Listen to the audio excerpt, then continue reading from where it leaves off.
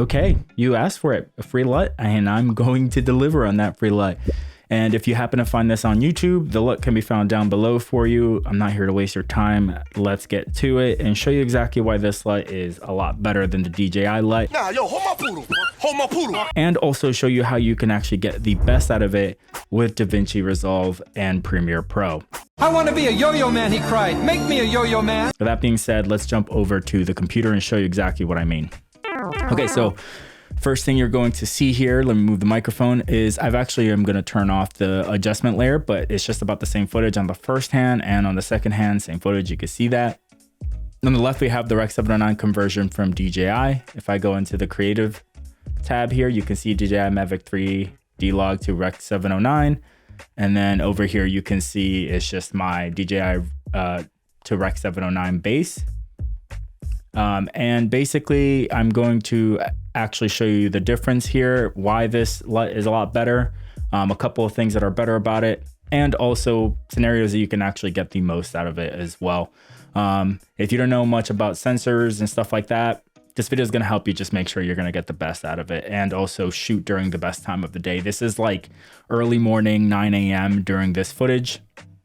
So don't wait exactly till the sun completely sets. You're not going to get the most out of your sensor. Don't shoot directly into the sun. It doesn't have the dynamic range. Let's go over to the first LUT that you can see, the DJI LUT. And I'm just going to fast forward a little bit here. You can see that the shadows are almost entirely crushed. The contrast is just way out of whack.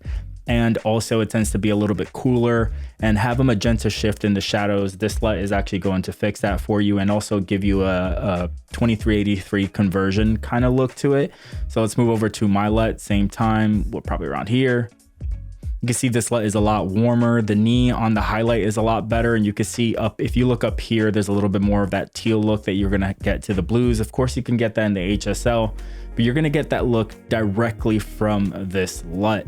And you can actually go in and edit the footage for post-production and just get the most amount of dynamic range from this footage. Use any kind of windows and stuff like that to guide the eye. Of course, I didn't completely shift the tint. I wanted to make sure it wasn't damaging any of the 18% gray in the footage. And you're gonna see here that it's actually really useful in other situations as well.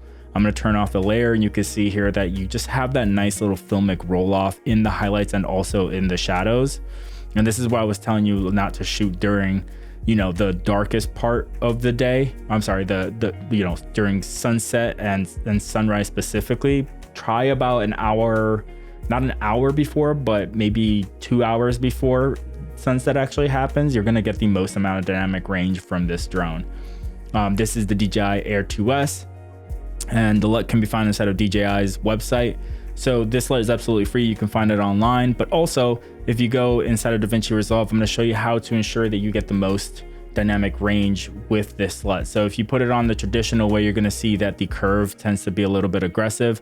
Oh, and I forgot to mention, one of the best parts about this LUT is the color separation that takes place between the teal and orange, where you can see with my LUT, it actually just leans a little bit more on the skin tone line. I'm not entirely affecting it because I primarily got an 18% gray, and I basically just created 2 dots on a curve and completely protected those 18% grays, and also shifted the hue a little bit to have a little bit more of that 2383 kind of look to it.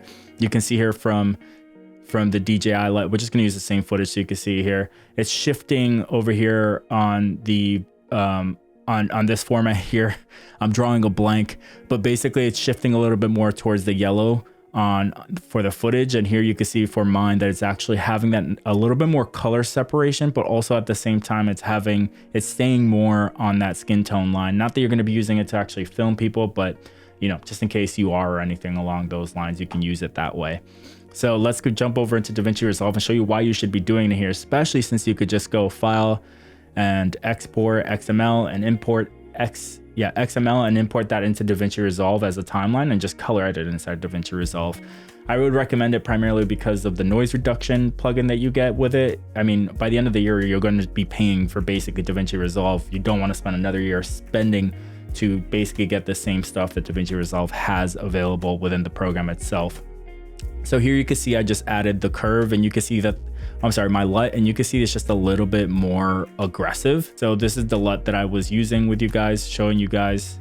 I'm going to reset this node, and I'm basically going to create one node. You could just right click, add node corrector, and then add a layer mixer. And then you're gonna add one node after that. This is the traditional way that most people do it. They do it at the end of their actual footage. So we're just gonna go over to the LUTs. I'm gonna add my LUT. You can see that the contrast ratio is just a little bit too much. So the best way I think that there is to do it is this format where you basically just, I'm gonna disable this. I'm gonna right click on the composite mode for the layer mixer. And then I'm gonna go to composite mode, and I'm gonna switch it over to color. Now I'm gonna add my LUT at the bottom here. And you're gonna see that the contrast curve isn't entirely being, you know, mixed in there. So you still get that filmic look to the actual footage, but at the same time, you're not getting that super contrasty look that you're getting from the footage like before. So then you can actually just go into your mixer here, RGB mixer, and you can actually use it to add contrast, or you could just use it to actually create a curve that kind of fits specifically to that footage that you're actually using. So that way you get more of a filmic roll off that we were just talking about for the footage.